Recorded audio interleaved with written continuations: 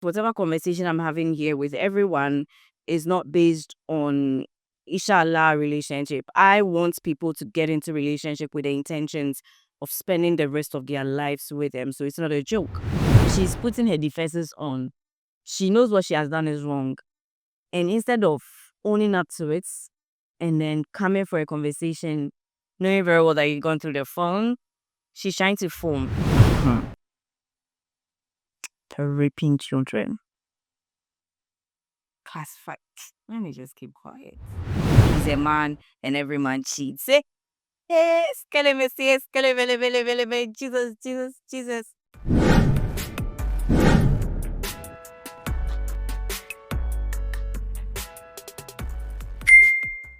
Hi, let's read some stories. My name is Anika Adepando, and this is the POV podcast where we have one simple assignment, and that is to read some stories to you and share our opinion right here in the episode while you share yours in the comment section.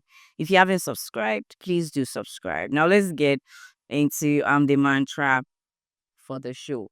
Now the mantra is basically a pledge or an something. It's a pledge. Now, the mantra is basically a pledge where we tell the people that send us the stories that we respect what they've sent to us and we're going to be as nice as possible. But if they themselves messed up in their situation, we're going to tell them. We're going to be truthful to them because since they sent it to us, now it has become our business. Now, let's get into it. If they posted it on social media, if they posted it on social media, if they posted it on social media, then they made it our business. And since they made it our business, we're going to make it our business. Yes. Now let's get into the very first story for this episode. Let's have it. Dear Ikra, I need your opinion. I just finished my national diploma and I'm a Muslim and in love with a Christian girl I met in school and also a coursemate. During school period, we were so close that everyone thought we were dating, but just friends deep inside me. I kept her off my mind and she even introduced me to her mom as a friend. Ikea, please help me. I keep dreaming of her almost every day that we are together. The problem now is that I'm afraid to say to avoid destroying our relationship. And she's an introvert too. Please help me. I love her so much. I'm afraid of losing her if I should tell her my mind. And the feelings she might reject and end the friendship. All her family members know me as her friend. You see, there's something that distinguishes the two of you, and that is going to be a problem. I kind of feel like there are few things that makes people uncompatible, and religion is one of those things. If both of you do not agree on the same thing in terms of religion, that itself is a major thing. Who is going to convert to what? Are you guys going to agree to be in your religion, you know, separately? What is going to happen? I need you to think about all these things before you jump into a relationship. That's because whatever conversation I'm having here with everyone is not based on inshallah relationship. I want people to get into relationship with the intentions of spending the rest of their lives with them. So it's not a joke. And so do you see yourself in the end marrying her, or this is just your stomach and your heart, telling you what to do? You understand? Apply some knowledge, apply some wisdom. You're a Muslim man. Are you willing to convert to her religion, or she's willing to convert to yours? I think you should have a second thought about this. Think about what exactly you want in the long run in a relationship. And if she checks all those boxes beyond how you're feeling, then you go ahead. But if she doesn't, it means you need to look somewhere else. Okay? Let's have it. Dear Ikea, please keep me anonymous. Please, I and my boyfriend had been dating for a year now and we've been good. He supports me, he's kind and he makes sure I'm good, even gave me money to start a business and all. He's been good to me only to find out a month ago that he has been cheating on me with several different women. I'm mostly home with him, not knowing when he tells me he's out with the boys. he's out there in hotels with other women. I found out through his phone. She had countless sex tapes of them with him while I was home with him. Even after confronting him, he was angry. I went through his phone and later said he's a man and every man cheats. Jesus, Jesus, Jesus, Jesus, Jesus. No. No fucking remorse in any way. This is the end of that story. No fucking remorse, nothing. Listen, as a young woman, what I need you to take out of your head is the notion that every man cheats. I don't care what you think. I really don't care what you think out there. Okay, I know that after this video, some of the men will come and say whatever they say, but I don't care. Not every man cheats. Okay, not every man cheats. There may be a handful, but not every man cheats. Any man that has that mentality in their brain, oh my God. I told you guys that some time ago, I didn't really accept cheating as if you cheat, I'll stay. If you cheat, no, I don't care. If you cheat once, I'm gone. But as I've said in a previous episode, someone gave me another perspective and I understood that perspective from the way that the person cheats and then you go inside it. Maybe there's a specific reason which is not good enough, but can make you give the person the benefit of the doubt, hoping he will not do it again. And if the person does it again, that's where you pick up your things and you walk. Not every man cheats. This is multiple times, and this one has no remorse and is telling you that, don't talk about it. Don't talk about it. Every man cheats. If you leave me, you will meet another one that cheats. And that is his whole reason, excuse, and he keeps cheating and cheating and cheating and cheating. Please. No. Cheating is not a God-given thing. Okay? It's not. No. Not every man cheats, my dear. This one, the red flag. If it was like one time, being that you sat down to have a conversation and he gave you something tangible that you could stand on and give him a benefit of the doubt. That's different. Multiple women, multiple sex tapes, and his next line of action is, why did you take my phone? When your intuition was telling you something was wrong, you should sit on it and doubt your own intelligence. To come and now make it about the phone, and now when you know you have no escape, make it about the fact that you're a man and so you are allowed to? Who told you that? Let's have it. Let's have it.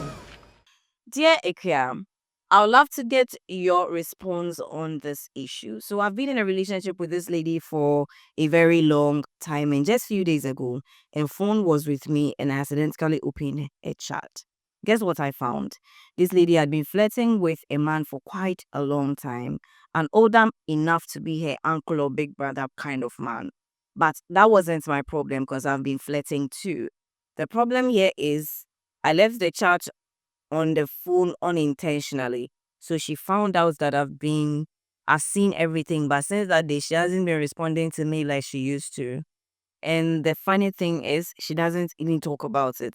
I want to know if it's wrong for going through her phone, because she does sing to me anytime. And I don't understand this behavior of hers, not responding to me lately. She's putting her defenses on. She knows what she has done is wrong. And instead of owning up to it and then coming for a conversation, knowing very well that you've gone through the phone, she's trying to phone. See, leave her. You to stop texting. See how she's going to, because this is rubbish. You messed up. Okay. And funny enough for you, your man says, well, I flirt too. So that's fake. Instead of actually having a conversation about it, bring it up and see her response. But I know very well that she's going to put up a defense. Yeah, she's going to put up a defense as she's fighting to be in the right place, and she's also going to make it about, why did you go through my phone? But then she has forgotten that she also goes through yours. Let's have it. Let's have it. Give me anonymous, Ikiam. I'm in my fourth relationship now. Currently, I'm in a relationship with one of my classmates. He's not from a good financial background, such that sometimes he even borrows money from me. One thing about him is that when he gets money, he supports. In fact, we support each other in terms of finances. By the time I complete school and national service, I'll be 25. I also want to be married by 28. But I am afraid that by that time, he won't be able to marry me. I don't know whether I am wasting my time with him. Sometimes I feel like we are just a situationship because when I was at the lowest point of my life, where I was dealing with broken heart and an illness, he was the one who was consoling me. One day we kissed, and that is when we started dating. After the kiss, I told him I love him, and he also said same. At the time, I was going through a lot, and that's why I just said I love him. In school, I support a lot in terms of food because most of the times he doesn't have money. I don't know whether I should wait for Debbie or I should move on. One thing that bothers me is his family. They don't want to work but always like to beg, especially his mother. My guy has tried his best and give her capital, but she always squanders the money.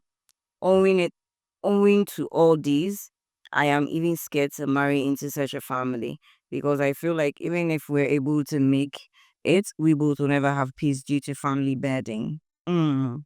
I think your problem here is that you may be scared of what the future looks like with him. Not that you don't love him, but even your utterances is like you are trying to convince yourself that you don't love him enough to be able to walk away from him and not feel bad about it. But feeling bad about it is all part of the process. Okay. Now, one thing I can tell you for free is that this is something you can have a conversation with him about. All right. I know that as an African woman, you are told that when you're marrying a man, you're marrying his whole family. And so it makes sense that you're thinking about it that way. That, oh, the family is not helping him out. He's doing everything and they're not putting in effort. But one thing a young man actually told me some points is that, yeah, I have a family and they are all on my neck and they are all trying to survive on me. And that is because at this moment they feel and think that I don't have anybody in my life or I'm not dating anybody or I don't have a child anywhere or anything. But best believe that when I have a child and I have a wife or I have someone in my life, I'm not going to be doing the same things I'm doing again. And they are aware of it and I've told them a countless times. So it's also all dependent on the man you're with. Is he hardworking one? If he is hardworking, then you don't have to give up on him. If he has plans for himself, then you don't have to, give up on him. You just need to have a conversation with him. But you need to be very careful when you're talking about his mother. It was when the mother was suffering, you were not there. And the mother was suffering to give birth to him, take care of him, school, make sure he goes to school before he met you were not there. So you can't up and say the mother is lazy or this because things are not working out. And mothers are always going to be mothers, respective of their behavior, respective of whatever. You just need to be able to know how to work around it. That is if you want to build a life with this man. But if you don't, that is where you see all the bad things the mother is doing. But I'm not saying that don't take into consideration the family's behavior because that is also going to play a very major role in whatever you guys end up doing. What I'm just simply saying is that talk to your man, and after talking to him, you definitely will know his train of thoughts to be able to know whether when the time comes, he's going to be defending his own family that he's building, or he'll go back to defending his mother and siblings and whoever wants to distract his life. Because that thing there is not good. When you have family members that are not willing to work and they are leeching off the most hardworking person, it always almost brings the disaster. Do you understand? Let's have it. Let's have it. Dear Ikea, I'm a 34-year-old woman and I'm not married and don't have kids either. I work with a reputable company in Ghana. I can confidently say that I'm financially okay. I've been with my partner for 4 years. He cheated on me when we first met and even had a child with the lead. He apologized and told me it was a mistake. This happened in the year 2021. I accepted his apology and he promised to do the marital need for thing, but it's been 3 years and he keeps saying he's not financially stable. Meanwhile, he's a building contractor. Since I met him, he has built 4 different houses for people living abroad. Our problem now is he's been acting so cold and distant towards me. I sense that he's cheating on me, and I've been trying too hard to get a hold of a concrete evidence, but he's playing smart. I don't know whether he's going out with his baby mama or a different person. Please, I need advice. Don't judge me. I will be in the comment section. Why would I judge you? What have you done? What have you done? You've not done anything wrong. You love somebody, the person offended, and you saw it as an offense, and you don't have a problem with that, and you have been forgiving him, but he is being silly again. Nobody can. Who is who? No judgment here. I don't think you need any more evidence that this man doesn't really care about you, because we meet, and in the first year we meet, you get someone pregnant, and the person gives birth for you whilst you're with me, and it's been over 3 years, and you claim you're not financially stable. Yeah. The men in the comment section, please answer this. Is he wasting her time or not? Does he love her or not? You, Ankasa, you the guys, please help her out, okay? Because sitting from where I'm sitting, I don't think he loves her. I think maybe he liked you in the beginning, but at some point, if we knew and he just didn't tell you, it left his system and he just didn't tell you, and he's keeping on with the relationship. More or less like you are the one that he can consistently step on to misbehave and you will forgive. Do you understand? Let's have it. Let's have it. Dear Ekra, keep me anonymous. I met a lady in level 100. We started as friends. She's my coursemate. We've become close to the extent of having to sleep with each other. We are not even dating. Fast forward level 400, she finally accepted us to date. And there's a problem happening on her side. When we were not in a relationship, she was having intimacy with her ex-boyfriend. And she told me she has cut down all those ties since we started dating. But we don't trust humans, so I've been spying on her. And I found out that she's having a secret affair with her ex again. Though I've decided not to confront her because I've done that before, and she got bored because I went through her WhatsApp chat. This time, I have evidence of their chat, and whatever happens between she and her ex, screenshots saved on my phone as evidence. If someday we have to part ways, honestly, I don't feel in love for her because of what she has been doing, but I'm still with her because she's a good lady, generous, caring, brilliant. Just that her ex keeps interfering in the relationship. She's still obsessed with him. She doesn't know I know everything that she's doing. Another thing I have observed is the fact that she is also considering, one, they are from the same town, but the ex is working in Kumasi too. Her ex is working, and in case she's ready to marry, the ex will be an option for her. 3. But I also think her ex is using her since their breakup was the girl's fault. What do you think? I think your girl needs a sitting down, a clarity check. And you say you don't love her again, so I think the best you can do is to give her that clarity check and leave her. If she still ends up in her ex's arms, yeah, she will end up there and be used at the end of the day. Okay, she fucked up by still entertaining the ex when you guys became official. Because when you guys were not official, you did not owe anybody, each other the commitments to be with each other alone. But since you guys officially became boyfriend, girlfriend, and the intention is to actually settle down, that is, if that's what it is, because when I'm talking from the, perspective of settling down, because that's what I do here. I don't do any situationship bullshit. If you're dating somebody, the idea is to end up together, to end up getting married, because that is the essence of dating. That is the essence of courtship, whatever. That is the essence of a man and a woman coming together to know each other. You understand? So if it's not working, please don't entertain it. Don't keep her there because you think she's a good woman when you don't love her and see a future with her. Okay. Yeah. Let's have it. Let's have it. Dear Ikra, please keep me anonymous. I met this guy in level 100. Initially, the plan was he would help me in my academics until I complete school.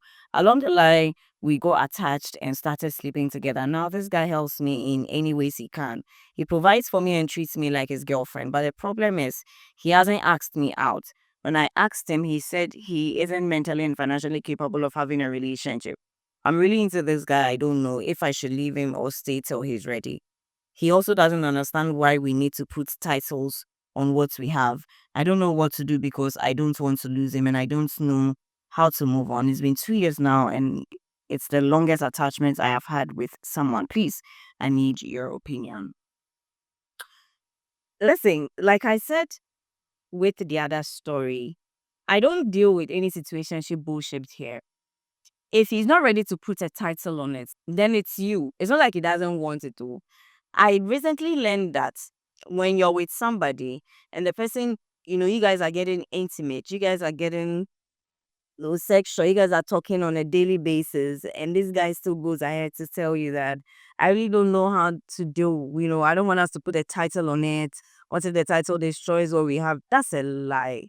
Because every man that loves a woman would want to keep her for himself. And so wouldn't want that situation where he will not actually officially ask you to be the girlfriend.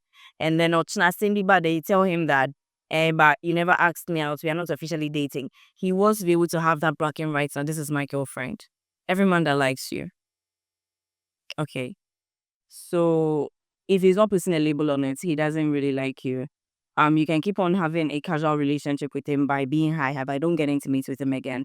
Don't get sexual with him again. I think that this is a wake up call for all of us, for we all women. If this man is not clear as to what exactly he wants with you, don't have sex with him. If you've done it before, don't do it again. Okay, if you like him to the extent that when you see him, you get weak in the legs and everything is watery down there. Your body is weak. Your body, mind, so everything is weak for him. But try your best. Hold yourself. Okay. Let him be able to label whatever you guys are having. Let him tell you his intentions for you. Okay. That's when the Ochinabi, you may end up feeling like you're used. You understand? Meanwhile, he told you exactly what he wanted. He just didn't listen. Let's have it. Let's have it. Dear Ekia, I've been through a lot. My mother was going through heartbreak for my father. So anytime she gets angry, I'm the one who suffers for it. The woman always tells me she hates me.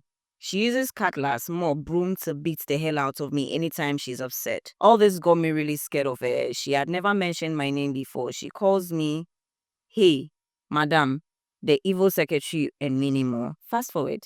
So the first time I was in class 4, one merciful Wednesday, I was on my way home after school when a man approached me. Mind you, I sell tomatoes after school, so the man was probably my customer. So he showed me his house and asked me to bring him 5 cities tomatoes to him. I agreed and later brought the tomatoes to his veranda. Immediately I entered, he came out of the room and locked the veranda. I asked him to let me out, but he said he will buy all the tomatoes, but he has to sleep with me before. I refused, so he forced and raped me. After he raped me, he bought all the tomatoes and gave me extra money and asked me not to tell anybody. He strangled me a bit and told me this will happen to me if I tell anyone. I was hurt down there and traumatized. I couldn't tell anyone, so I kept it to myself. I got ready the next day for school. Since I couldn't tell anyone what happened, the day ended and it was time to go home. The time I got to the school gates, lo and behold, this man was waiting for me. I nearly fainted.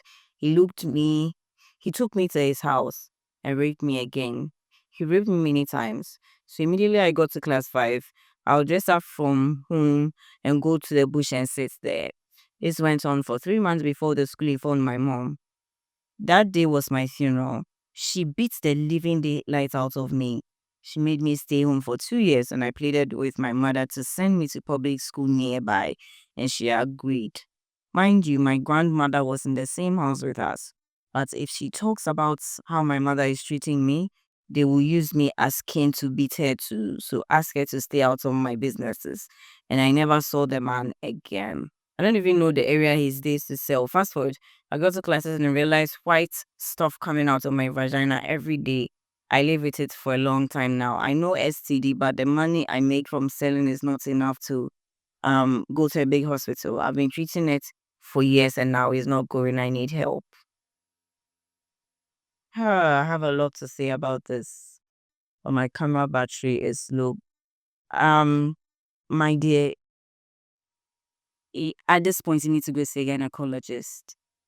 Okay, I know it's big money, but you need to find a way because as a woman, your fertility and all other things are around those things.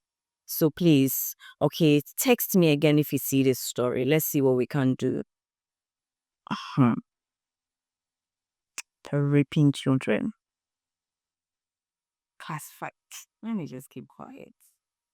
Rape. Class 4. Thank you for watching this episode. I'm super excited that I do episodes for you guys to watch. I love you guys so much. Don't forget to share your opinion in the comment section and don't forget to subscribe. Thank you. My name is Anika Adepa. And please share for others to watch. I'll see you in the next episode. Let's get 500 views on this. Bye.